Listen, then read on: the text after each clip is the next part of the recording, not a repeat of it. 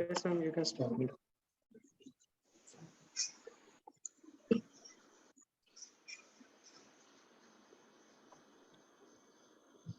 Ji ma'am. Can we start? Yes ma'am, शुरू कर सकते हैं। जी, पहले सर्वप्रथम मैं सर को प्रणाम करती हूँ, हार्दिक स्वागत और अभिनंदन करती हूँ। हमारे बीच में आज के वक्ता के रूप में हमारे गुरु हितेन भाई वाजा सर जो है वो उपस्थित है, और उसके साथ ही मैं अन्य एकेडमी के सारे सदस्यों का भी स्वागत और अभिनंदन करती हूँ जो इस समय उपस्थित है। मेरे को रोग निदान परिषद के डॉक्टर पवन सर और अध्यक्ष और उपाध्यक्ष डॉक्टर दीप्ति मैडम और मुझे वैद्यनाथ यादव सर भी दिखाई दे रहे हैं। नमस्कार सर, ब्याटगी सर भी हैं। नमस्कार। भारत के भिन्न भिन्न कोनों से यहाँ पर रोग निदान एकेडमी के लोग जो है उपस्थित हैं। प्रशांत सर उपस्थित है, प्रशांत देशमुख सर, गणेश सर, जिन्होंने पूरा ऑर्गेनाइज किया हुआ है, उन सभी का स्वागत और अभिनंदन करती हूँ।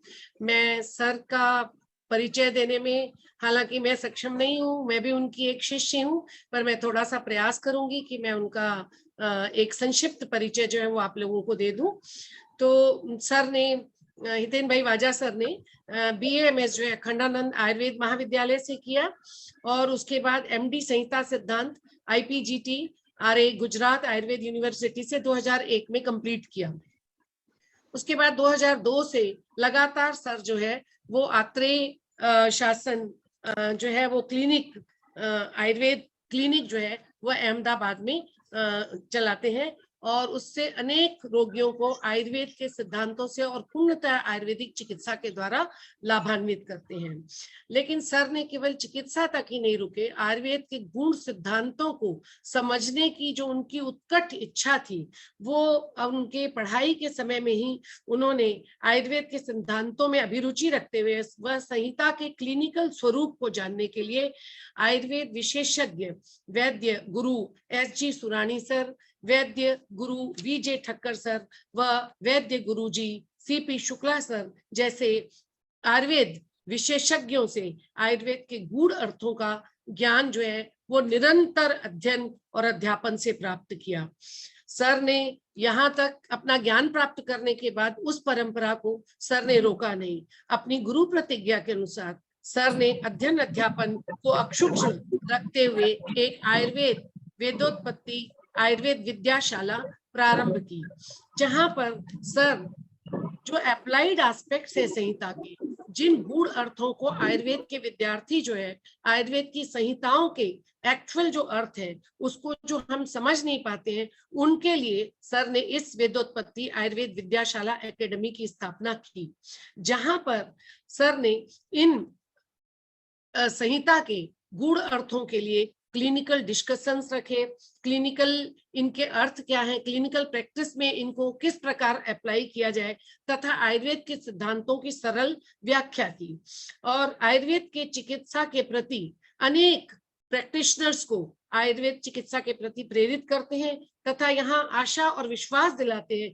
कि हमारा आयुर्वेद जो है वो आधुनिक चिकित्सा से कहीं अधिक बेहतर, सत्य, सनातन व शाश्वत है। और इस प्रकार इन चिकित्सा के संहिता के सिद्धांतों में हम लोगों को विश्वास दिलाते हुए अपनी पैथी से प्रैक्टिस करने की ओर सर जो है वो प्रेरित करते हैं।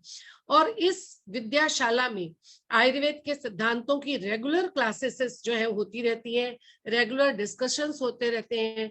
आयुर्वेद चरक संहिता के जो चतुष्क हैं, उन चतुष्क की प्रत्येक चतुष्क के जो 4 लेसन है उनके ऊपर डिस्कशंस जो है वो सर की इस वेदोत्पत्ति शाला में होते हैं।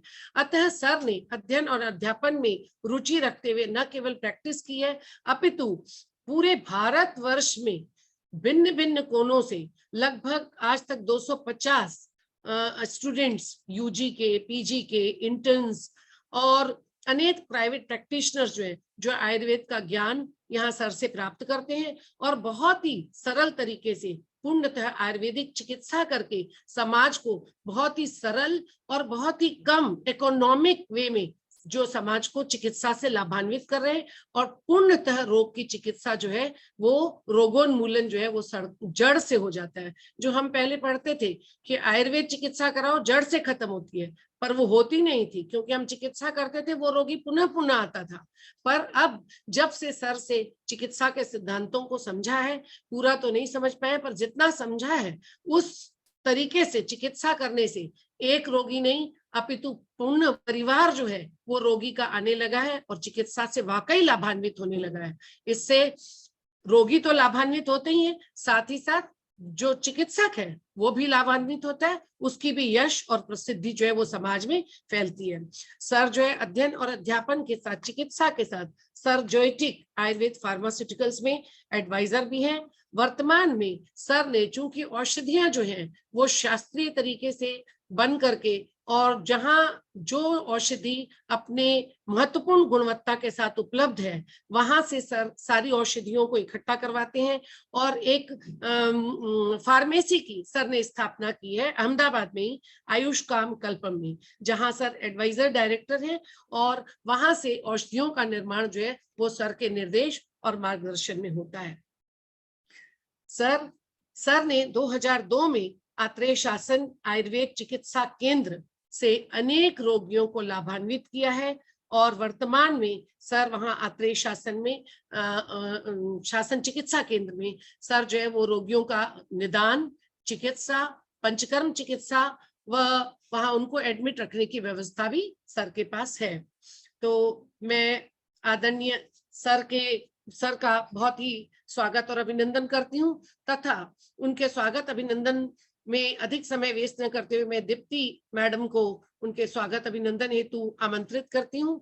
आज का सेमिनार प्रारंभ करने के लिए उनसे अनुमति चाहती हूँ। धन्यवाद डॉक्टर दीप्ति मैडम। नमस्कार मैडम, धन्यवाद मैडम। और भगवान धन्वंतरी को नमन करते हुए आज यहाँ इस सभा में उपस्थित सभी विद्वज्जनों को मैं प्रणाम करती हूँ। और आज के जो हमारे मुख्य अतिथि हैं, जो मुख्य स्पीकर है वैद्य हितेन जी वाजा जी, इनका मैं अभिनंदन करती हूँ, स्वागत करती हूँ। सर को मैं ARN के बारे में, एकेडमी ऑफ रोग निदान के बारे में थोड़ा संक्षिप्त में परिचय देना चाहूंगी कि एकेडमी ऑफ रोग निदान जो है ये एक आयुर्वेदिक निदान से रिलेटेड जितने भी हमारे PG PhD स्कॉलर्स हैं, जो टीचर्स हैं, उनकी एक नेशनल जो एसोसिएशन है। और इस एसोसिएशन के तहत जो है हम बहुत सारे एकेडमिक कार्य चलाते हैं। तो जिसमें से ये सिंगल लेक्चर सीरीज जो है ये हमारा करीब 2 साल से बहुत ही अच्छे से चल रहा है। पर हर हफ्ते जो है एक एमिनेंट स्पीकर के द्वारा हम एक किसी खास विषय पर जो है व्याख्यान रखते हैं। तो इसी व्याख्यान माला की सीरीज में आज ही 69वां लेक्चर है हमारा।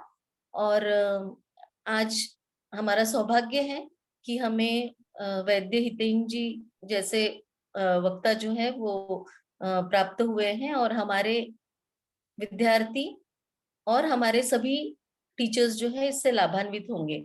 ये जो लेक्चर सीरीज है हमारी, ये न केवल BMS स्टूडेंट, MD स्टूडेंट्स और PhD स्टूडेंट्स इनको इनके ज्ञान प्राप्ति के लिए है, बल्कि जो हमारे निदान से रिलेटेड जितने भी टीचर्स हैं तो उनका भी रीओरिएंटेशन जो है इनके माध्यम से हो जाता है। तो हमारे वक्ता भी जो है हम बहुत ही अच्छे स्पीकर्स को इनवाइट करते हैं, और टॉपिक्स भी जो है इस तरह से चयन किया जाता है कि जिससे स्टूडेंट्स को कुछ नया मिले, कुछ नया प्राप्त हो, और जो मूलभूत सिद्धांत हैं आयुर्वेद के और निदान के, उनसे हमारे स्टूडेंट्स जो है वो रूबरू हो। तो इसी श्रृंखला में आज हमारे बीच जो है वैद्य हितेन वाजा जी हैं, जो कि अहमदाबाद में आयुर्वेदिक प्रैक्टिशनर है। मैडम ने उनका काफी विस्तृत इंट्रोडक्शन दिया हुआ है। और आज जिस टॉपिक पे ये व्याख्यान है वो है हेतु, निदान एवं विकृति, धातु वैषम्य के आयाम। तो ये निदान की दृष्टि से, रोग उत्पत्ति की दृष्टि से बहुत ही इंपॉर्टेंट चीज है कि निदान किस तरह से होता है, विकृति कैसे डेवलप होती है, और धातु वैषम्य किस तरह से डेवलप होता है। तो दोष विकृत होकर के जब धातु वैषम्य उत्पन्न करते हैं तभी रोग उत्पन्न होते हैं। उन रोगों को, उन डिसीजेस को हम किस तरह से डायग्नोस कर सकते हैं और फिर आगे उसका चिकित्सा सूत्र क्या होगा ये हमें वैद्य हितेन जी के द्वारा सुनने को मिलेगा। तो मैं आशा करती हूँ और मेरा पूरा विश्वास है कि आज के इस लेक्चर से जो है हमारे स्टूडेंट्स और सभी हमारे निदान की जो फैमिली है वो लाभान्वित होगी। तो मैं आज के प्रमुख वक्ता जो है हितेन जी से आग्रह करूंगी, मैं उनका स्वागत करती हूँ, अभिनंदन करती हूँ और आज का सेशन जो है स्टार्ट करने का मैं घोषणा करती हूँ। Thank you madam. धन्यवाद मैडम। स्वागत मुख्य अतिथि जी का। धन्यवाद मैडम। धन्यवाद।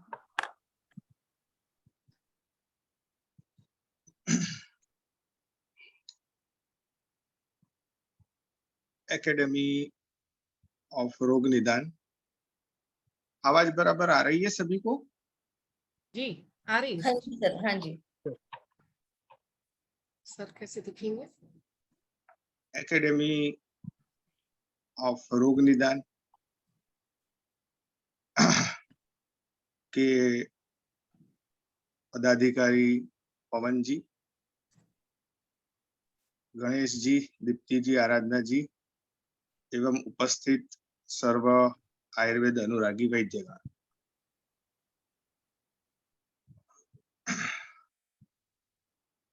धातु वैषम्य और साम्य ये दो स्थितियां वास्तव में आयुर्वेद की प्रयोजन स्थिति है। साम्य स्थिति को साम्य रखना और वैषम्य को पुनः साम्यता में परिवर्तित करना, यह आयुर्वेद विज्ञान का मूल प्रयोजन है। यही आतुरस्य विकार प्रशमन मूलक वैद्य समाज की जो प्रचलित प्रवृत्ति है उसके बारे में आज हम बात करेंगे। चिकित्सा के लिए सिद्धांत सूत्र है संप्राप्ति विघटन मेव चिकित्सा। अन्य लाक्षणिक, हेतु विपरीत, व्याधि विपरीत आदि जो चिकित्सा के प्रकार हैं वह इस मुख्य सिद्धांत के अंतर्गत आते हैं। ये आवस्थिक आयामों को अनुकूल करने के लिए सक्षम है, परंतु मूल जो चिकित्सा है वह संप्राप्ति विघटन मेव चिकित्सा है। तो संप्राप्ति विघटन हेतु संप्राप्ति संघटन का दृष्टि होना अनिवार्य है और यह दृष्टि धातु वैषम्य मूलक सिद्धांतों के संकलित आयाम से प्राप्त होती है, उसकी संकलित दर्शन से प्राप्त होता है। तो धातु वैषम्य जो है वह पहले चिकित्सा में निर्मल रीति से दिखना या दृष्टिगोचर होना वह आवश्यक होता है। यह विकृति विज्ञान का प्रतिपाद्य विषय है। तो वह विकृति विज्ञान के आधारभूत सिद्धांतों को थोड़ा दृष्टिगम बनाने का प्रयास करेंगे। वैसे तो विकृति विज्ञान का जो दायरा है वो बहुत बड़ा है, परंतु इसको मूल आयुर्वेद के जो आधारभूत सिद्धांत है उसके सापेक्ष में कैसे उसको देखा जा सकता है, समझा जा सकता है, उसके बारे में बताएंगे। तो मैं स्क्रीन शेयर कर रहा हूं।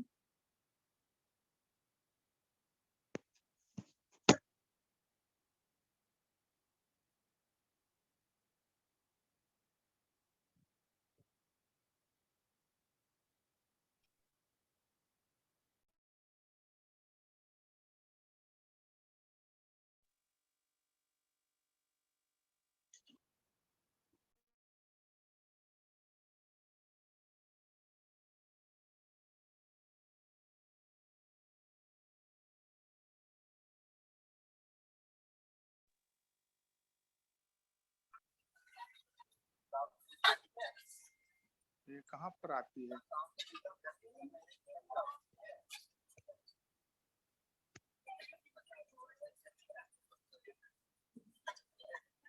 मैंने परमिशन तो सर परमिशन देनी पड़ेगी, please ask the host to give you permission to record. क्या रिकॉर्डिंग रिकॉर्ड कैसे होगी? रिकॉर्डिंग चल रही है ना मैम? गणेश सर हो जा रही है? हाँ रिकॉर्डिंग शुरू है ना। जी ठीक है सर।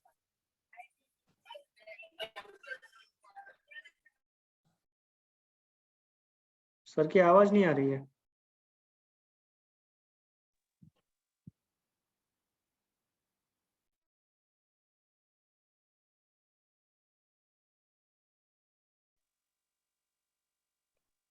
हेलो, आवाज आ रही है अभी? जी सर। ओके। तो हेतु, निदान एवं विकृति धातु वैषम्य के आयाम है। विकृति धातु वैषम्य का परिणाम या फलश्रुति है। हेतु एवं निदान उनके कारण रूप अनुभूत होते हैं। सर साउंड बहुत स्लो है। Hello sir hello. आवाज थोड़ी सी स्लो है सर, वॉइस स्लो है। और गणेश सर 100 से ज्यादा पार्टिसिपेंट और हो रहे हैं तो वो ज्वाइन नहीं हो पा रहे हैं। नहीं मैम, हमारा लिमिट 100 का है। ओहो, मेरे ही मोबाइल से मैं ज्वाइन नहीं हो पा रही हूँ। हम्म। अच्छा, चलिए अब ठीक। आवाज आ रही है? आवाज आ रही है अभी? जी जी सर, थोड़ी सी आवाज स्लो है। हाँ, अब बराबर है। जी ओके। तो धातु साम्य क्रिया चुक्ता तंत्रस्यस्य प्रयोजनम, धातु साम्य करना आयुर्वेद की मूल प्रतिज्ञा है। हमारी चिकित्सा का गंतव्य जो है वह धातु साम्य पर जाकर रुकता है। चिकित्सालय में जब आतुर आता है, विभिन्न प्रकार के रोग लेकर आता है, लेकिन वह जो रोग की स्थिति है उसको कहाँ तक ले जानी है, उसको दूर तक करके कहाँ तक हमें जाना है, यह जो गंतव्य है वो धातु साम्य है। धातु वैषम्य एक अवस्थिकी, जो क्या कहते हैं उसको, स्थिति कहते हैं, अवस्था विशेष है। मूल या सहज जो है वो धातु साम्य है। तो नियत आयु हमारी 100 वर्ष की है। यह नियत आयु में अकस्मात या प्रमादवश जब हेतु या निदान का सेवन होता है तब अवस्थिकी काल की स्थिति बनती है और उसमें फिर रोग विकृति का जन्म होता है। परंतु दोनों में माध्यम बनता है धातु। सर धातु आवाज थोड़ी सी स्लो आ रही है। आ, आवाज क्लियर है मैम, कोई थोड़ी सी। दिक्कत नहीं है। आवाज क्लियर है सर। ओके। ओके सर, आप यू कैन कंटिन्यू। यस, फिर भी देखता हूँ। ठीक है। धातु मध्यस्थ है। तो धातु का प्रथम तो जो शास्त्र सम्मत दर्शन या दृष्टि है उसको स्पष्ट करते हैं। धातु साम्य क्रिया आयुर्वेद का मूल प्रयोजन।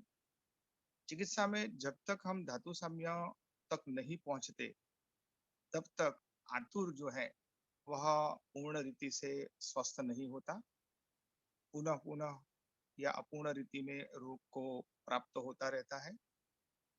तो धातु साम्य तक हमारी चिकित्सा जानी चाहिए, और अगर वहां तक जाते हैं तो प्रायशः आतुर वैद्य वृत्ति की मैत्री भाव स्थिति में आ जाता है। तो यह एक मूल हमारा जो चिकित्सकीय स्थान है वो धातु साम्य है। शरीर धारणा धातव, ऐसा हम कहते हैं। शरीर एक संगठनात्मक जो एक प्रणाली है। शीर्यते जीर्यते शरीर, यह हमारी परिभाषा नहीं है। हमारी परिभाषा तत्र शरीर नाम चेतनाधिष्ठान भूतम पंचमहाभूत विकार समुदयात्मकम संयोगवाही, यह हमारी स्वसंज्ञा है। हमारा आयुर्वेद शरीर को एक संगठनात्मक स्थिति वाला मानता है। तो ये शरीर में जो धारणत्व का काम करता है वह धातु। रस, रक्त, मांद, मेष, अस्थि, मज्जा और शुक्र सामान्य रीति से हम इसको धातु कहते हैं। यह संहिता जो धातु कहना चाहती है, इसका यह घनतम स्वरूप है, सघन स्वरूप है। संहिता जब धातु साम्य क्रिया कहती है तब धातु ये 24 है ऐसा मानती है। यह चतुर्विंशति जो पुरुष है उसको 24 जो हमारे शरीर में तत्व है वह धातु अग्नि के सापेक्ष में बनते हैं, वो आगे हम देखेंगे। और यह धातु जो है वह शरीर का धारण करती है। तो पुरुष आदि जो धातुएं हैं उसको हम देखते हैं।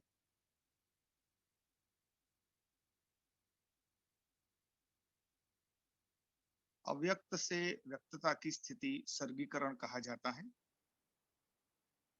जो वैश्वानर के संकल्प से प्रवृत्त होता है। सबसे प्रथम व्यक्त जो स्वरूप बनता है वह आत्मा बनता है। तत्पश्चात सर्गीकरण आगे बढ़ता है तो अहंकार, मन, बुद्धि का आविर्भाव होता है। यही सर्गीकरण आगे बढ़ता है तो शब्द, स्पर्श, रूप, रस और गंध बनते हैं। और उसमें से 5 ज्ञानेंद्रिय, 5 कर्मेंद्रिय और 5 महाभूतों का आविर्भाव होता है। तो यह 24 तत्वों से पूरा ब्रह्मांड बना हुआ है। यह 24 तत्व जो है, यह 24 तत्व जड़ और चेतन सभी जगह पर व्याप्त है। जड़ और चेतन में भिन्नता होती है। चेतन जो है उनमें जन्म और गति की विलक्षणता होती है। तो ये जो विलक्षणता है, विशिष्टता है, वह आत्मा के साथ कायाग्नि के जुड़ने से प्राप्त होती है। कायाग्नि आत्मा के साथ जब जुड़ता है तब पुरुष का जन्म होता है। कतिधा पुरुष में जो पुरुष कहा गया है वह यह कायाग्नि और आत्मा का सम्मिलित स्वरूप है। और यह पुरुष जब मन, बुद्धि और अहंकार के साथ जुड़ता है तब चेतना का आविर्भाव होता है। और यह जो मन, बुद्धि, अहंकार और चेतना और पुरुष, ये 4 जुड़कर एक धात्वात्मक पुरुष बनते हैं।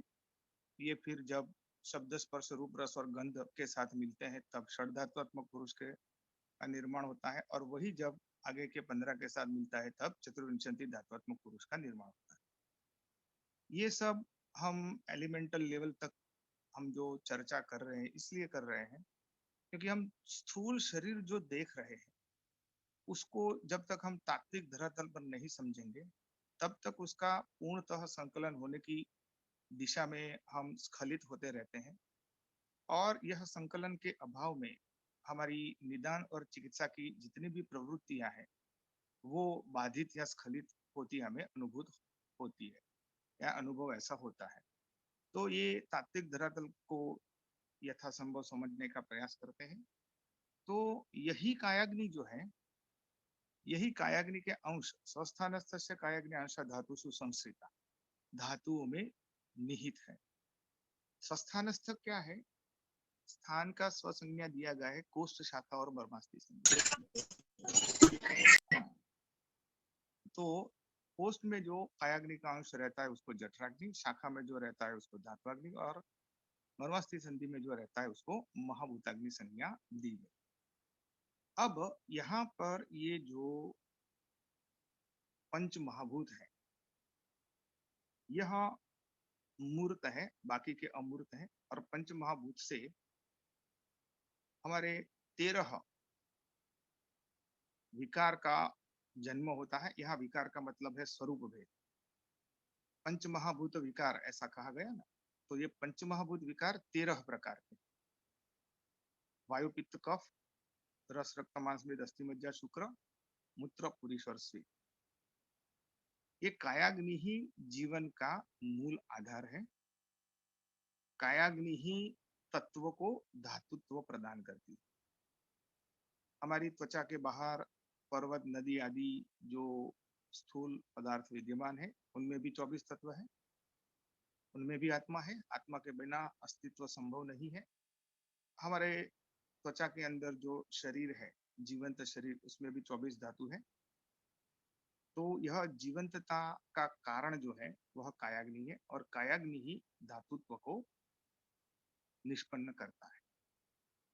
कायाग्नि के संपर्क में आता है तत्व, जब तब प्रतिकार करने का सामर्थ्य प्राप्त कर रहा है, तब तत्व धातु बन जाता है। धातु प्रयोजन सिद्धि तक स्थिर रहने का सामर्थ्य प्रदान करती है, अर्थात अग्नि तत्व को धातुत्व प्रदान करती है।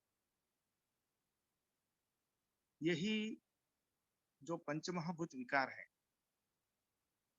इनके जो 13 भेद पड़े, वह 13 भेदों का विशेष में आगे विवरण करेंगे। हमारे ये 24 धातुओं का वर्गीकरण 4 विभाग में किया गया। पंचमहाभूत से शरीर, 10 इंद्रियों से इंद्रिय विभाग, मन बुद्धि अहंकार और तन्मात्राओं का सम्मेलन सत्व में, और आत्मा का स्वतंत्र वर्गीकरण किया गया। परंतु ये चारों निष्क्रिय है, क्योंकि ये 4 जड़ है। चारों के 4 निष्क्रिय माने गए। आत्मा के बारे में भी निष्क्रियम च स्वतंत्रम च वशीन सर्वगम विभु वदन्ति आत्मनम आत्मज्ञम क्षेत्रज्ञम साक्षिणम। ये 4 निष्क्रिय जो समूह है वो सक्रिय, हमारा शरीर तो निरंतर सक्रियता से भरा हुआ है। सक्रियता के लिए हमें गति चाहिए, और गति के लिए बल, और निरंतर बल जब प्राप्त होता है तो निरंतर गति होती रहती है, जैसे कि हमारे शरीर में निरंतर गति होती है। तो शरीर को जो बल प्रदान करने वाली ऊर्जा प्रणाली है, ऊर्जा का मतलब निरंतर बल प्रदान करना, ये प्राण रूपी होता है। अग्नि 12 प्रकार के प्राण हैं, उसमें से अग्नि सोम वायु रूपी प्राण शरीर को गतिमान बनाते हैं। पंचेंद्रियाणी रूपी प्राण इंद्रियों को गतिमान बनाते हैं। सत्वरतम रूपी प्राण सत्व को गतिमान बनाते हैं, और भूतात्मा रूपी प्राण आत्मा को गतिमान बनाते हैं। लेकिन ये चारों अगर विपरीत दिशा में अनियंत्रित रीति से गति करते रहे तो कोई एक निश्चित कार्य को संपादित नहीं कर सकते। अतः इन सब को निबद्ध करके एक निश्चित दिशा, 100 साल की नियत आयु प्राप्त करना, जिसको दीर्घन जीवितीय कहा जाता है, यह दीर्घन जीवितीय दिशा प्राप्त करने के लिए एक नियंता कर्ता चाहिए। तो यह सबका नियंता और कर्ता जो है वह क्या है? कायाग्नि। कायाग्नि ही इन सभी को जोड़ के रखता है, एवं नियत काल और मात्रा में प्राणों का ग्रहण करता है, जिससे कि यह पूरी प्रणाली जो है वह प्रवर्तमान रहती है, और यह प्रवर्तमान प्रणाली का नाम ही आयु है। इसको ही जीवन कहते हैं। यह आयु जो है निगमन करे, कंक्लूड करे, तो शरीर इंद्रिय सत्वात्मक को प्राण रूपी ऊर्जा से कायाग्नि के नियंत्रण में निरंतर जुड़े रखने की प्रक्रिया का नाम आयु है। यह प्रक्रिया के परिणाम स्वरूप जो हमें प्राप्त होता है वह है धातु परमाणु। 24 धातुओं से हमें धातु परमाणु प्राप्त होता है। धातु परमाणु से धातु प्रतान प्राप्त होते हैं, जो 13 प्रकार के हैं। वायु, पित्त, कफ, रस, रक्त, मांस, दस्ती, मज्जा, शुक्र, मूत्र, पुरुष और स्वेद। इसमें से वायु, पित्त, कफ है, मूत्र, पुरुष, स्वेद है, इनकी भिन्न संज्ञा दी गई। वास्तव में ये वायु, पित्त, कफ भी स्वस्थावस्था में धातु ही है। मूत्र, पुरुष, स्वेद भी धातु ही है। मूत्र क्लेद वाहन, पुरुष अवस्टम्भ और स्वेद क्लेद विद्रुति का कार्य करता है, तो ये धातु ही है। तो उनकी यह दोष और मल संज्ञा कैसे दी गई? निदान की उपस्थिति या रोगोत्पादक कारणों की जब उपस्थिति होती है, तो सबसे प्रथम जो दूषणीकरण को प्राप्त होता है, दूषणीकरण अर्थात जो अपना स्वयं का कार्य न करे और दूसरों को भी कार्य करने में बाधित करे, दूसरों के कार्य को भी वह स्खलित करने में प्रेरण करे, इसको दोष कहते हैं, दूषणीकरण की प्रक्रिया कहते हैं। तो रोगोत्पादक हेतुओं के उपस्थिति में जो दूषणीकरण को प्राप्त होते हैं, उनको दोष कहा गया। वायु पित्त कफ ऐसे 3 पंचमहाभूत विकार। रोगोत्पादक हेतुओं की उपस्थिति में जो मलिनीकरण को प्राप्त हुए उनको मल संज्ञा दी गई, मूत्र पुरुष और स्वेद। एवं जो अंत तक रोगोत्पादक हेतुओं की उपस्थिति के बावजूद शरीर को धारण करते रहे उनको धातु संज्ञा दी गई। अतः रस रक्त मांस में अस्थि मज्जा शुक्र को अंतिम स्थिति तक शरीर को धारण करने की स्वभाव स्थिति के कारण उनको धातु ऐसी संज्ञा स्व संज्ञा की स्थिति में दी गई। तो वास्तव में स्वस्थावस्था में 24 धातु है। 24 धातुओं में से फिर व्यक्त धातु जो है वह 13 है और उनमें भी रोग की उपस्थिति में जो धातु है वह 7 है। तो यह 7 धातुओं का जो प्रचलन है वह आतुरस्य विकार प्रशमन की स्थिति में बताया गया है, परंतु जब धातु साम्य क्रिया की बात होती है तब धातु 24 है। और यह क्यों जानना आवश्यक है? देखिए, धातु प्रधानों के मिलने से प्रत्यंग, प्रत्यंगों के आधार बनते हैं आशय और स्रोतस, और इन सबका समूह षडंग का निर्माण करता है और षडंग से शरीर का निर्माण करता है। तो इस प्रकार से हमारा शरीर जो है वह आयु नामक प्रक्रिया से निर्मित होता है और उनमें जो आधार बनता है वह धातु बनता है। अब यह जो धातु है उनको निरंतर पोषण की आवश्यकता रहती है। जो हमारे शरीर की पोषण प्रणाली जिसको अनुवर्तन कहते हैं, धातु ही धात्वाहारा प्रकृति में अनुवर्तित, यह पोषण प्रणाली से उसका निरंतर यापन होता रहता है। स्थूल रीति से अगर देखा जाए तो हमारे शरीर भाग है। कृपया सभी अपने माइक बंद रखें। स्थूल रीति से अगर देखा जाए तो हमारे शरीर के 2 विभाग हैं। एक पंच ज्ञानेंद्रिय एवं कर्मेंद्रियों के अधिष्ठान से बना हुआ हमारा स्थूल बंधारण या फ्रेमवर्क, और इन स्थानकों को पोषण प्रदान करने हेतु जो पोषण प्रणाली बनी वह प्रकल्प है, वह स्रोतस है। और स्रोतस के समूह का दूसरा विभाग, तो ये 2 मूलतः विभाग बनता है। जो प्रथम है वह स्थूल फ्रेमवर्क के जैसा 10 इंद्रिय अधिष्ठान से बना हुआ एक फ्रेमवर्क बंधारण, और उसको चलाने वाली पोषण व्यवस्था जो कि स्रोतसों से बनी हुई। तो ये स्रोतसों वाली जो स्थिति है वह अनुवर्तन के माध्यम से कार्यान्वित होती है, और जो स्थूल शरीर है वो संवायता नामक तो ये धातु का एक हमने प्रसंगोचित संक्षिप्त परिचय लिया कि धातु वास्तव में है क्या। अब धातु वैषम्य की ओर आगे बढ़ते हैं। तो ये सब धातुओं का आवश्यकता क्यों? ये 24 प्रकार की धातुओं को जानने की आवश्यकता क्यों है? क्योंकि आगे बताया जाएगा कि धातु वैषम्य होता है कैसे। सभी प्रकार का धातु वैषम्य प्रज्ञापराध, असात्मेन्द्रियार्थ संयोग और परिणाम से होता है। ठंड की ऋतु है, रात बहुत पवन चल रहा है, जा रहे हैं और शीत गोरसवर की आइसक्रीम की दुकान दिख गई,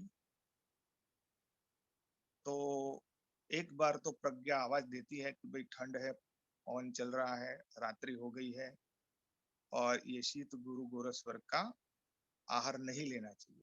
फिर भी उसका अपराध हम करते हैं इच्छावशात और आइसक्रीम खाते हैं। स्वाद के कारण मात्रा को लांघकर 2-3 खा जाते हैं, असात्म इंद्रियार्थ संयोग हो गया। तो दूसरे दिन सुबह नाक में क्षवथु, नासास्राव, नासानाह जैसी स्थिति प्रतिशय उत्पन्न होती। तो जो प्रतिशय हुआ उसका कारण क्या, वहां पर जो दोष विशेष है यह है या प्रज्ञापराध, ये सोचने की आवश्यकता है। यह मूल निदान परिवर्जन है, यह मूल चिकित्सा है। जब तक यह निदान परिवर्जन नहीं होगा तब तक स्थिति को हम संभाल के रख सकते हैं। आयुर्वेद के प्रति जो श्रद्धा है, जड़ मूल से रोग को दूर करते हैं, पुनः पुनः इससे रोग उत्पन्न नहीं होते, यह स्थिति लाने के लिए यह स्तर का विचार करना आवश्यक है। तो ये जो दर्शन है, प्रज्ञा अपराध कहाँ होता है?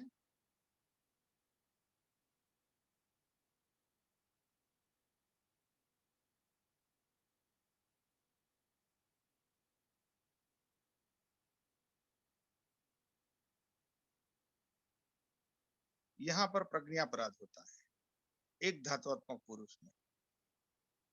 असात में इंद्रियार्थ संयोग षड धातुआत्मक होता है और परिणाम फील मिलता है चतुर्विंशति धातुआत्मक पुरुष में। पोषण प्रणाली की बात कहा जाए तो 3 उपस्तंभ है।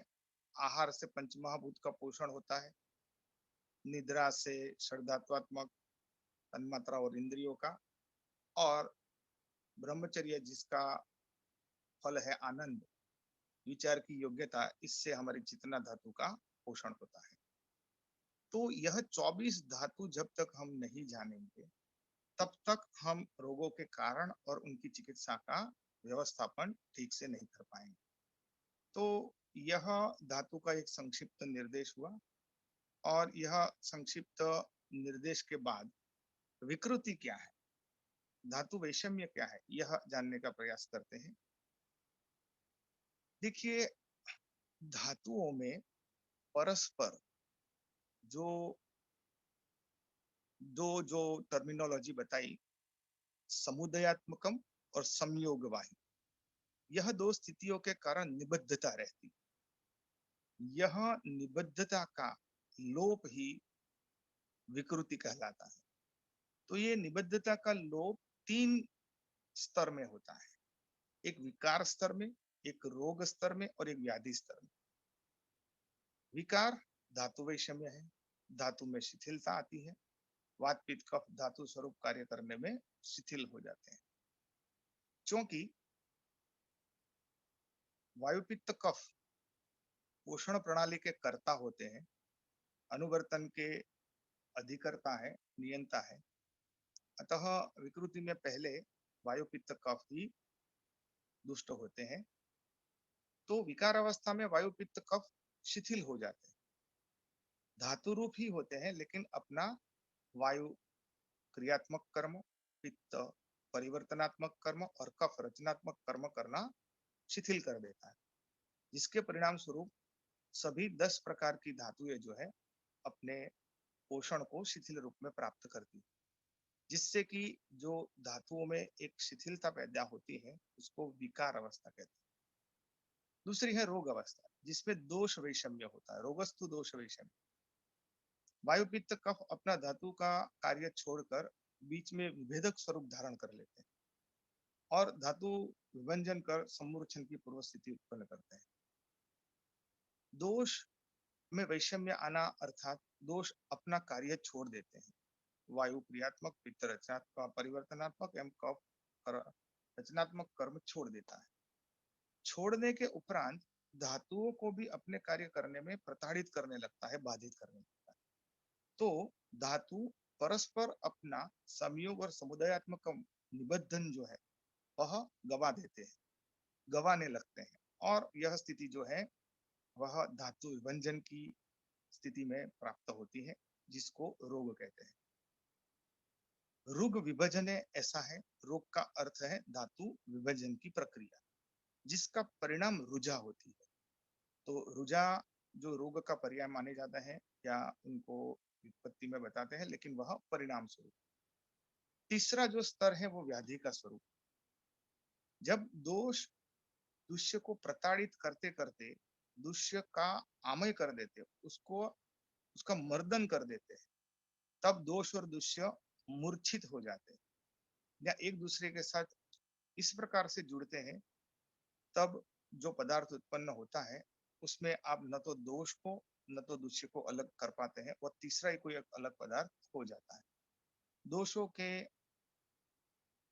जो वातादि वातादि दोषों के रसादि मूत्रादि के साथ जो संबंध रहते हैं वह वहां पर धूमिल हो जाते हैं और यह 13 वातादि रसादि मूत्रादि मिलकर एक नवीन पदार्थ को ही जन्म दे देते हैं और उसका नाम है सम्मूर्छित मल। ऐसे मूलतः 28 सम्मूर्छित मल उत्पन्न होते हैं। ये 28 सम्मूर्छित मल जो है वह चरक चिकित्सा स्थान के 28 चिकित्सित है। चिकित्सा स्थान के अध्यायों की प्रक्रिया को चिकित्सित कहते हैं और ये चिकित्सित का कार्य है सम्मूर्छित मलों को दूर करना। कुष्ठ में सप्तको द्रव्य संग्रह रूपी सम्मर्छन को कुष्ठ चिकित्सित से दूर किया जाता है। अतः तीसरा जो है वह व्याधि स्वरूप है। दोष दुष्य उसमें सम्मूर्छित हो जाते हैं। अतः 3 प्रकार के विकृति के आयाम है।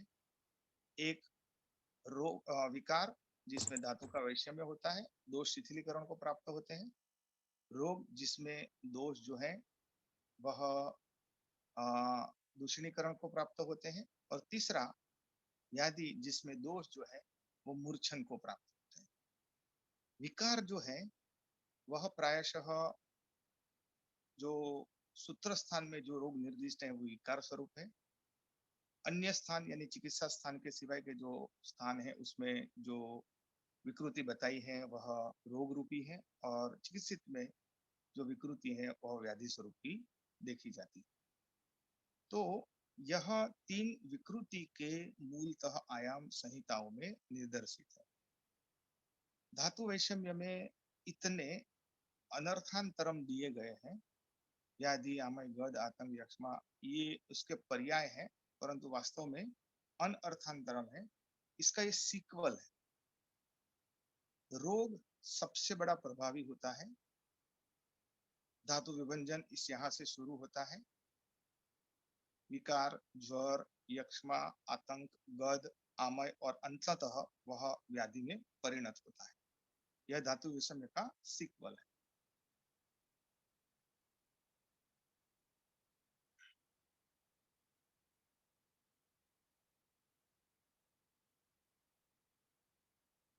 यह धातु साम्य की एक सामान्य प्रणाली यहाँ बताई गई है। ऐषणा से हमारी प्रवृत्ति नियंत्रित रहती है। कायाग्नि की सापेक्ष स्थिति रहती है। 3 उपस्तंभ आहार, निद्रा और आनंद सम्यक रीति से प्रवृत्त होता है। आहार, निद्रा, आनंद को स्वस्थान की कायाग्नि की अग्नियां ग्रहण करती है जिससे कि बल का निर्माण होता है और बल से प्राण, उदक, अन्नवह स्रोतस, धातु स्रोतस और मलवह स्रोतस ये 3 स्रोतसों में 3 प्रकार के स्रोतसों में अंततः मूत्रादि, रसादि एवं दोषादि की उत्पत्ति होती है और ये तीनों मिलकर हमारे शरीर को निरंतर धारण करते रहते हैं। ऐसे धातु साम्य चलता रहता है। धातु वैषम्य का निर्देश जो संहिताओं में बताया है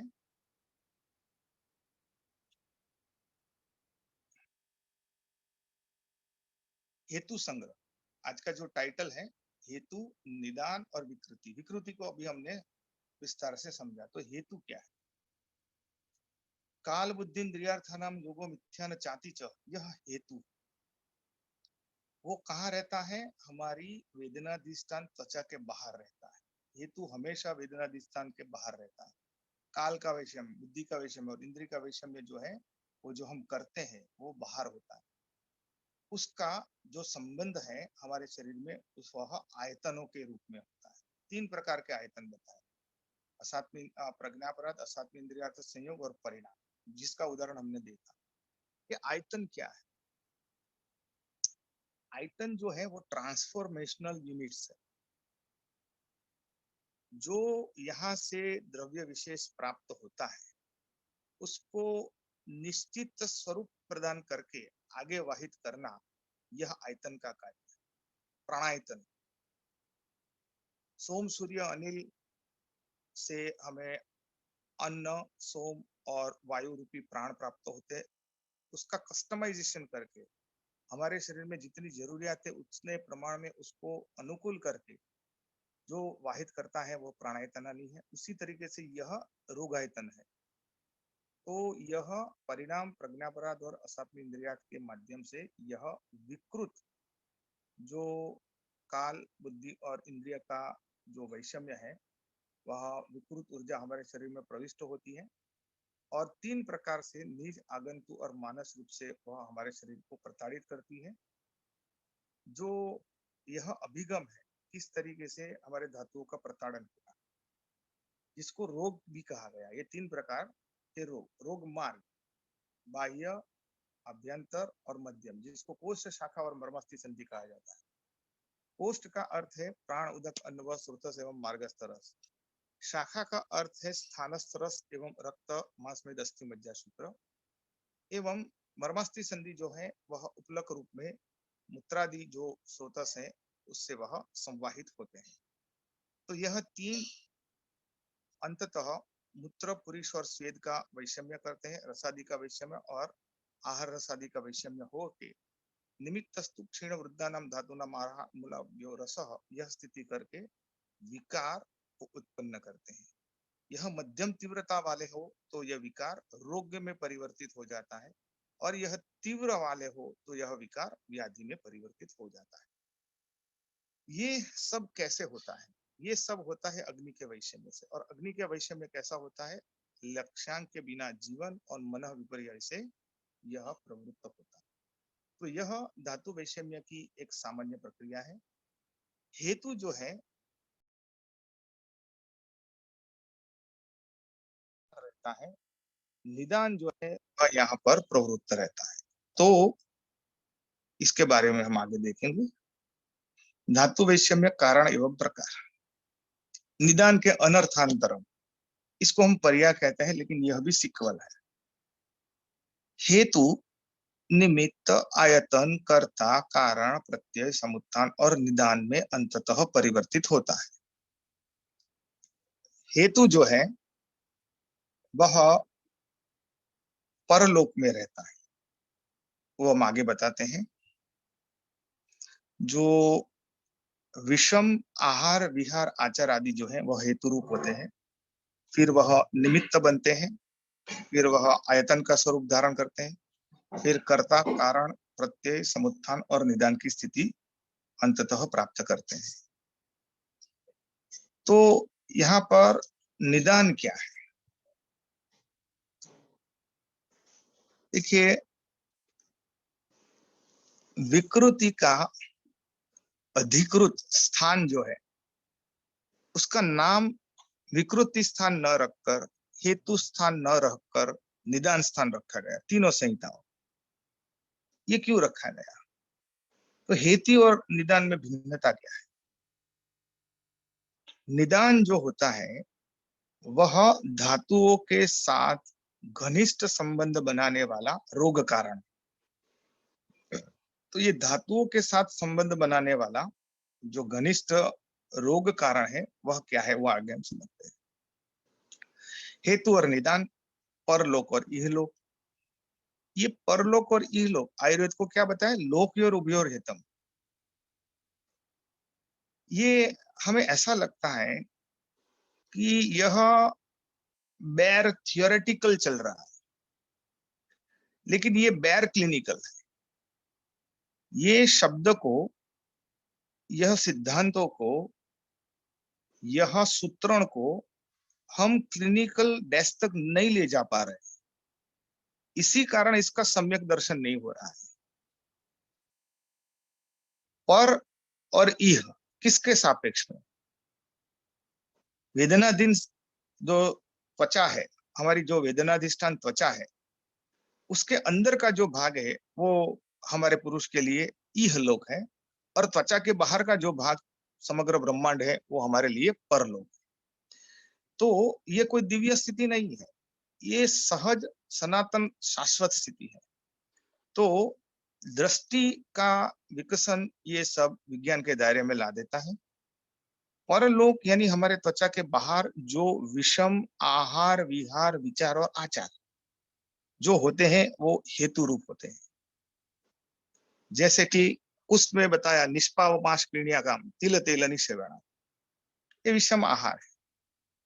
और विप्राम गुरुश्च घर्षयताम पापम कर्म च कुर्वताम, यह आचार है।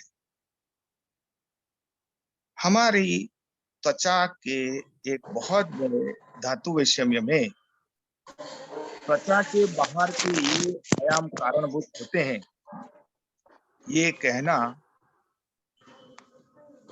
कोई विज्ञान के पास जब प्रायोगिक एवं आधारभूत सिद्धांत अत्यतम उत्कृष्ट स्थिति के हो तभी यह हो सकता है। ये हमारा अपर एज है। ये जो स्थूल रीति से सब कहा गया है, मिथ्याहार विहाराभ्याम, ऊंट पर बैठकर लंबे समय तक चलने से वात रक्त होता है, ये जो है, ये जो हमें हेतु की जो हमें विशिष्टता प्रदान की गई है संधारण से, रजसा धूमवाद्याभ्याम शीत स्थानांबु सेवना, ये जो हेतु संग्रह हमें दिया गया है, ये आयुर्वेद का बहुत बड़ा उपलब्धि है। इसको निदान परिवर्जन के रूप में अगर हम प्रवृत्त कर देते हैं तो 70% जो व्याधि की या सम्मूर्छना की जो बल स्थिति है वह नियंत्रण में आ जाती है। तो वास्तव में हेतु क्या है? हेतु जो है वह आहार, आहार यानी क्या? हेतु का अर्थ है स्वस्थ वृत्त विपर्य। देखिए दो ही स्थिति है, धातु साम्य और धातु वैषम्य। धातु साम्य कैसे रहेगा? स्वस्थ वृत्त का पालन करेंगे तो धातु साम्य रहेगा। वैषम्य कैसे होगा? जब आप साम्यता के आयाम को छोड़ेंगे तभी वैषम्य होगा। तो साम्यता के आयाम 4 है, मात्राशितीय, तस्याशितीय, नवेगांधारणीय, इंद्रियोपक्रमणीय। मात्रावत आहार को जब हम लेते हैं तो हमारा सम्यक आहार प्रसाद और किट्ट बनता है। वह सम्यक प्रसाद और किट्ट जब हम ऋतुओं के अनुसार संभाल लेते हैं तब वह हमारे धातुओं को उत्पन्न करता है। और यह सम्यक धातु जब हमारी वृत्तियों के साथ जुड़ती है, जिसका प्रवर्तन विचारों के साथ होता है, उनके प्रदूषक वेग होते हैं, धारणीय वेग जो बताए हैं, शोक लोभ आदि, और अधारणीय वेग जो बताए हैं वो यहाँ पर प्रवृत्त होते हैं। और उनके बाद सद्वृत्त आदि जो हमें वृत्तियों के भी स्थिरीकरण के आयाम बताए हैं, हमारे विचारों के भी स्थिरीकरण के जो आयाम बताए हैं, उनके प्रवर्तन से हमें स्वस्थता की प्राप्ति होती है। अतः आहार, विहार, विचार और आचार, मात्राशितीय, तस्याशितीय, नवेगांधारणीय और इंद्रियोपक्रमणीय का विपर्यय जो है वही हेतु है। और चिकित्सित और निदान स्थान के सभी प्रकार के जो हेतु संग्रह बताए गए हैं, 28 समूर्छना के आगे जो भी हेतु संग्रह बताए गए हैं, इनको यह 4 विभागों में हम विभक्त कर सकते हैं। तो हेतु कहाँ होता है? त्वचा के बाहर। त्वचा के अंदर क्या होता है? निदान। सर्वतंत्र सिद्धांत कहता है सर्वेषामेव रोगाणाम निदानम कूपिता मलाः। सर्वेषामेव रोगाणाम, रोगाणाम यानी धातु विभंजन की प्रक्रिया, निदानम, निदान यानी उसका कारण, कूपिता मलाः, तो यहां मल संज्ञा दी गई है। जब धातु शरीर को धारण करने की बजाय बाधन करने लगे तब उसको मल संज्ञा दी जाती है। इसलिए धातुओं के 2 प्रकार, शरीर अबाधकर और शरीर बाधकर ऐसे दिए गए हैं। तो जब धातुएं शरीर को बाधकर स्थिति में आती है तब उसको मल संज्ञा देती है। तो यह दोष जो है वह जब मल स्वरूप, बाधकर स्वरूप धारण करते हैं तब वह निदान बनते हैं। तो विषम उन्मुख साम दोष जो होते हैं वो हमारे शरीर में निदान का स्वरूप धारण करते हैं। और वह कहाँ पर प्रवृत्त होता है? इहलोक में।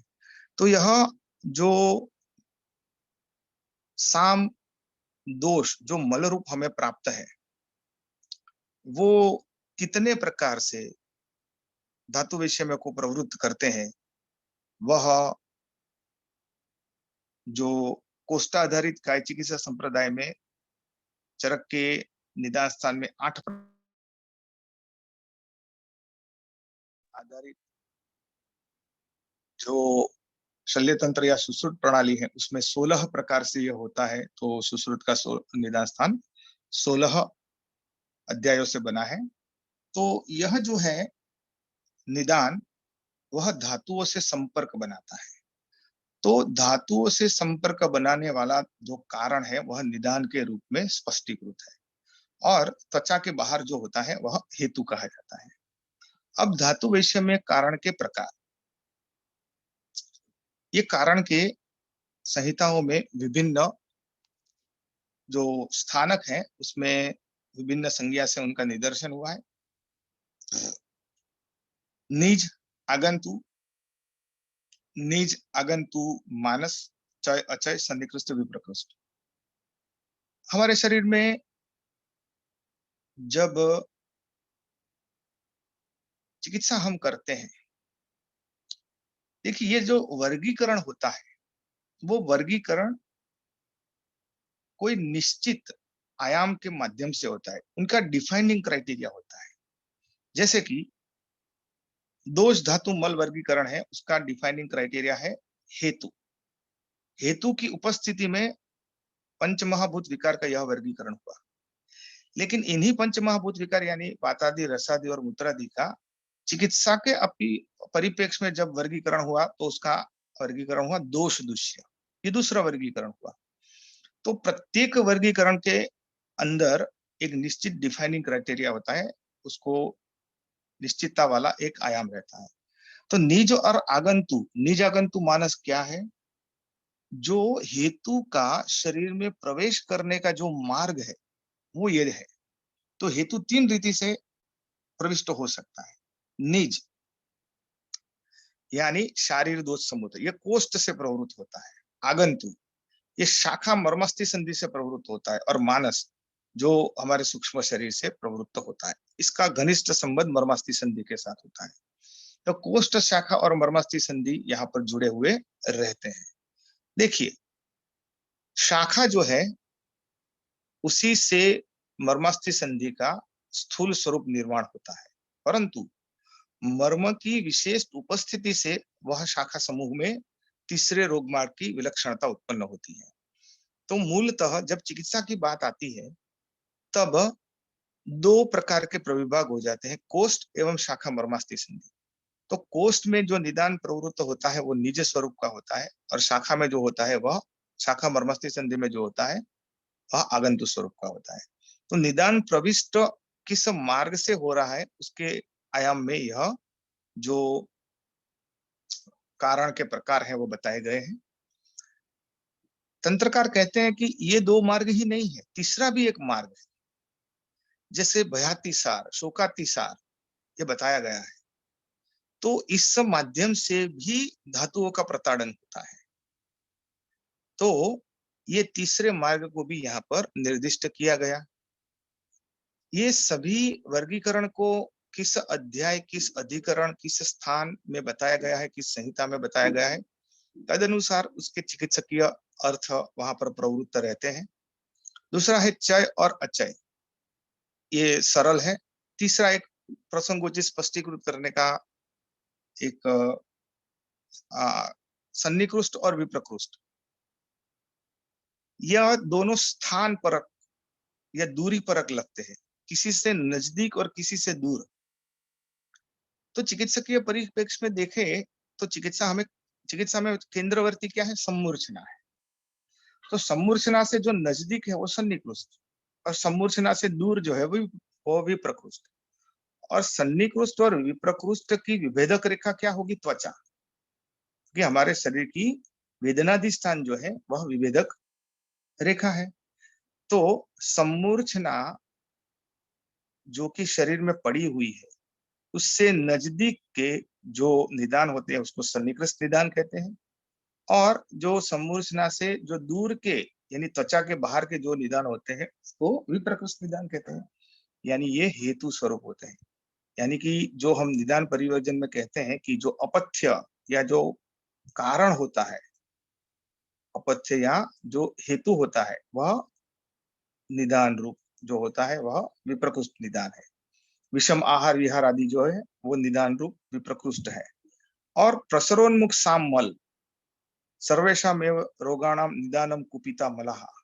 हाँ, ये सन्निकृष्ट निदान होता है जो शरीर के अंदर प्रवृत्त रहता है, और यही सब फिर आगे जाके हमारे शरीर की धातुओं को विकृत करते हैं। और इसमें जो विकृतियां अग्रसर होती है, वह विकृतियां अंततः जो रोगमार्ग होते हैं,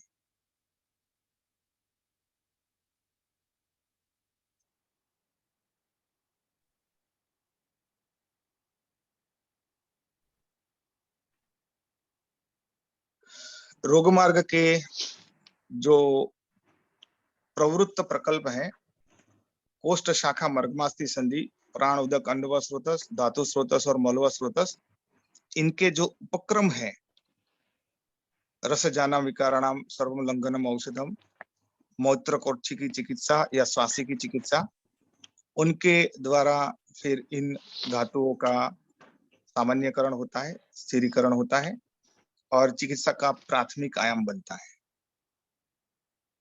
एक और बात यहाँ पर अंततः निगमन में प्रसंगोचित कहते हैं, देखिए कोई भी रोग होता है उसकी अंदर धातु विषम या विकृति की स्थिति 3 प्रकार की होती है, विकार रूप, रोग रूप और व्याधि रूप। जैसे कि प्रतिश्याय है,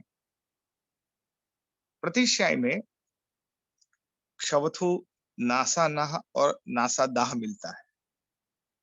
अरे नासानाह मिलता है, यानी नाक बंद हो जाना, नाक में से पानी गिरना और छींके आना। यह जब लक्षण मिलता है तब यह पता चलता है कि यह कोष्ठ से जनित है, विकार रूप है। कोष्ठ से जनित प्रायशः विकृति विकार रूप होती है। लेकिन जब नाक में खिंचाव होता है, नासा आयाम, नासा दाह, नासा कंडू, तब कोष्ठ और शाखा दोनों वहां पर मिलते हैं, यानी दोष और धातु दोनों मूर्छित होते हैं, वहां पर जुड़ते हैं, तो ये रोग अवस्था हुई।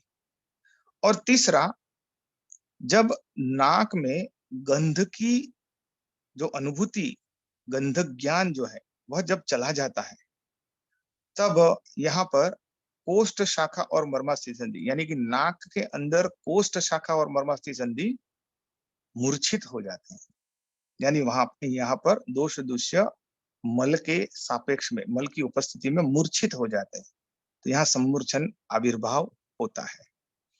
तो ये तीसरी अवस्था है, यह व्याधि अवस्था है। और यह व्याधि अवस्था में हमें फिर विशिष्ट उपायों की आवश्यकता रहती है। देखिए, जब प्रतिशय विकार रूप होता है, दोष ही विकृत होता है, तब वातस्य उपक्रम स्नेह स्वेद संशोधनम मृदु, दोष के उपक्रम सूत्र से ही काम चल जाता है। दूसरा, जब धातुएं दोष के साथ सम्मिलित रहती है, तब रस जानाम विकाराणाम सर्वंगनम औषधम, ऐसे धातु के उपक्रम को भी दोष के उपक्रमों के साथ चलाना पड़ता है।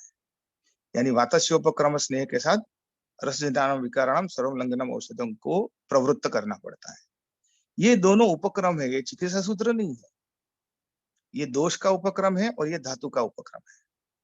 परंतु जब मूर्छन हो जाता है तब उपक्रम कार्य नहीं कर सकते, तब चिकित्सा सूत्र कार्य करता है, क्योंकि इसमें न तो दोष है न तो दुष्य है।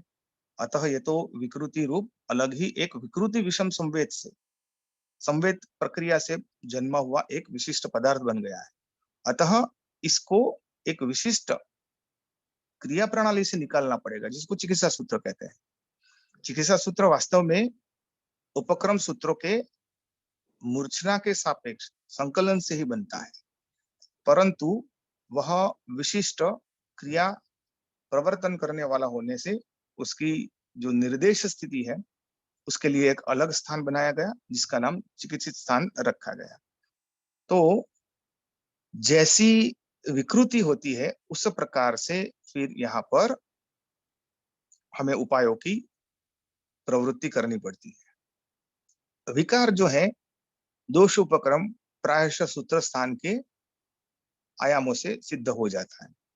रोग जो है वह अन्य स्थान, अर्थात निदान, विमान, शारीर, इंद्रिय, कल्प और सिद्धि, इनके द्वारा वह सिद्ध हो जाता है। और मूर्छना जो है, व्याधि है, उसके लिए फिर हमें चिकित्सित की आवश्यकता पड़ती है।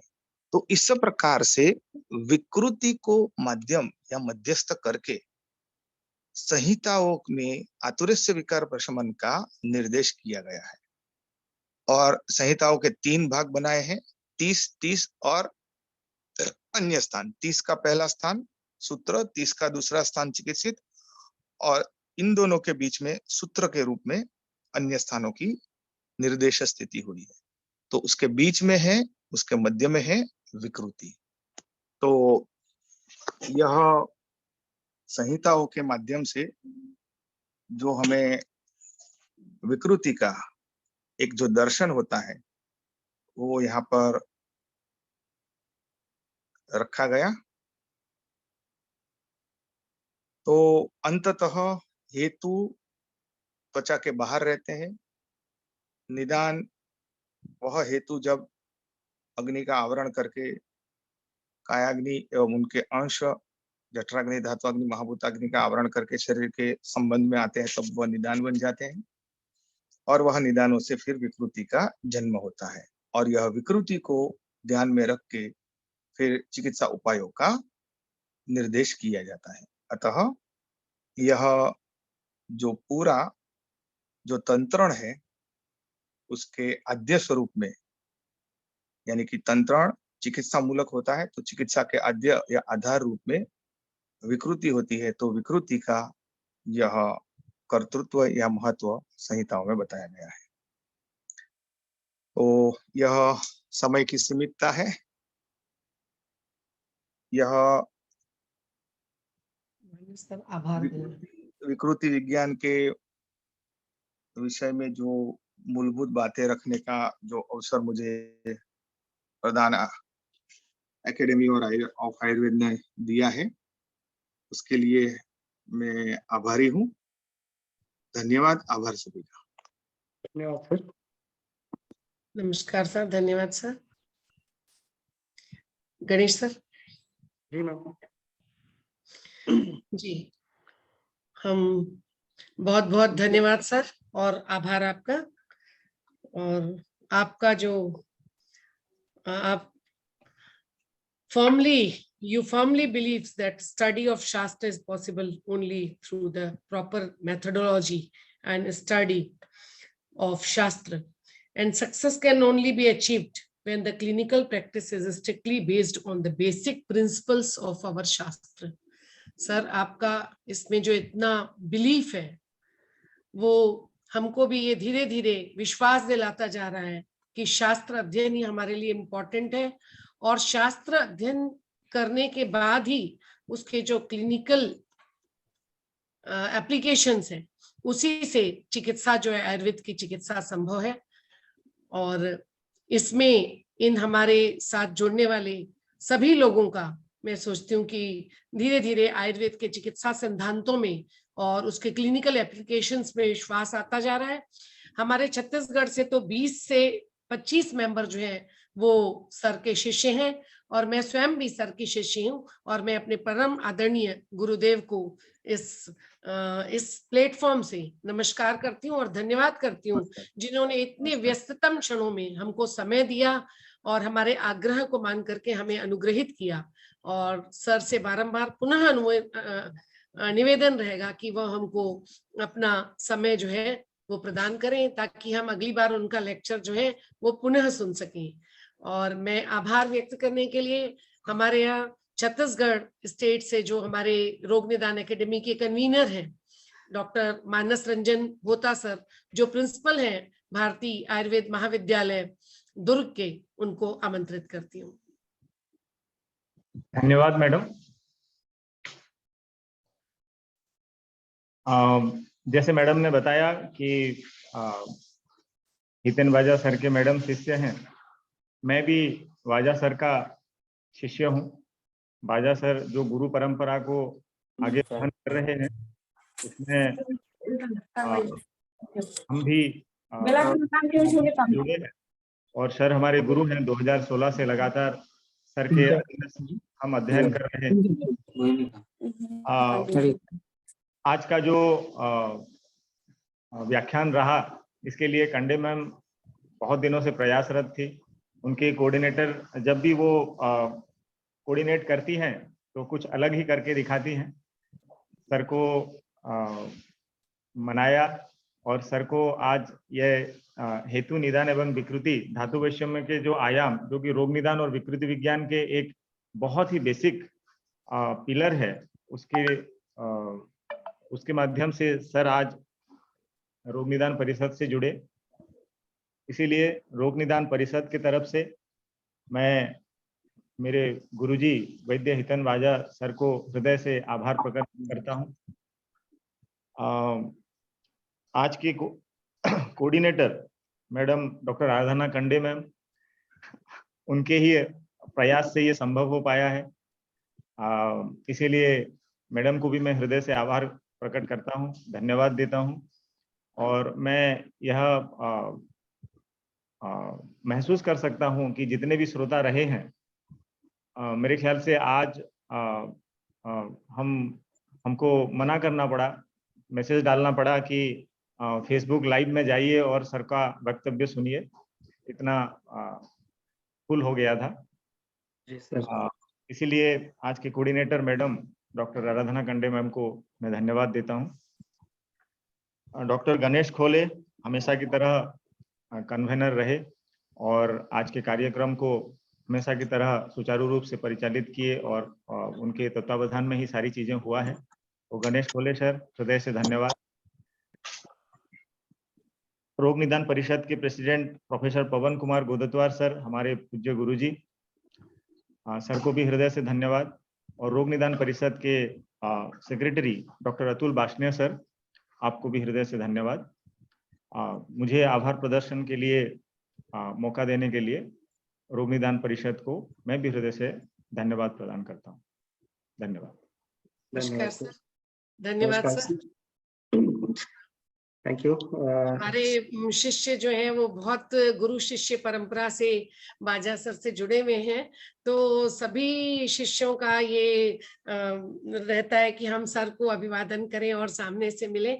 तो हमारे साथ हमारे एक और गुरु भाई जुड़े हुए हैं जो बिलासपुर आयुर्वेदिक कॉलेज में हैं लेक्चर के पद पे, हमारे विवेक भाई दुबे। तो मैं उनको भी कहूंगी कि सर के लिए 2 शब्द जो है वो कहें। विवेक कुमार दुबे। धन्यवाद मैम। सभी को नमस्कार। और मैं धन्यवाद ज्ञापित करना चाहूंगा, गुरुजी आज उपस्थित हैं और अद्भुत ज्ञान श्रृंखला हर समय हम जिस तरीके से लाभान्वित होते हैं, आज बहुत सारे लोगों ने इस ज्ञान गंगा में डुबकी लगाई। और निश्चित तौर पर जैसा कि अभी मानस बॉस ने कहा कि ये एक ऐसी परंपरा है जिसमें कि हम रह के अपने आप को बहुत सौभाग्यशाली मानते हैं। मैं बहुत बहुत धन्यवाद ज्ञापित करूंगा हमारी परिषद का और हमारे परिषद के अध्यक्ष हमारे गुरुदेव पवन सर का, वाजपेयी सर का, और हमारे अनुज डॉक्टर गणेश खोले और प्रशांत जी, इन लोगों ने, और मैडम के जो नेतृत्व में इस तरीके से अगर लेक्चर्स आयोजित होते हैं तो निश्चित तौर पर हमारी जो स्टूडेंट्स हैं और हमारी आने वाली जो नई पीढ़ी है उसको इसमें जुड़ाव होता है, क्योंकि रोग निदान एक ऐसा विषय है जो धातु वैषम्य और धातु शाम्य को जोड़ने वाला है। और गुरु जी ने बहुत विस्तृत तरीके से सारी चीजें रखी, तो निश्चित तौर पर बहुत ही अद्भुत रहा। और हम चाहेंगे, हम आग्रह करते हैं सबसे कि अपने व्यस्ततम समय में हमें और समय दें जिससे अन्य लोग भी लाभान्वित हो सकें। निश्चित तौर पर मैं बहुत बहुत धन्यवाद करता हूँ। नमस्कार सर। हमारे सेकेंड ईयर सर, हमारे second, third and fourth year final year के सारे छात्र क्लास में बैठ के पूरा सुन रहे हैं इसको। सर, हम लोग परम भाग्यशाली हैं जो जूम मीटिंग में ज्वाइन हो गए, अन्यथा गणेश खोले सर को बार बार निवेदन करना पड़ रहा था कि ज्वाइन करवाइए। और बहुत सारे लोग जो है वो फेसबुक लाइव में जाकर के सुनेंगे। वो 100 से ज्यादा ऊपर हो गए थे, इसलिए ज्वाइन नहीं कर सके, उसका खेद है हमें। और फेसबुक लाइव में रोग निदान एकेडमी में जाकर के उसको सुन सकते हैं। और सर, अंत में आपका अत्यंत आभार जो आपने व्यस्ततम क्षणों में आपने हमको समय दिया सर, और हमें विकार, रोग और व्याधि इसका अंतर और सर 24 धातुओं की जो श्रृंखला थी वो आपको समझाने के लिए बहुत बहुत आभार सर।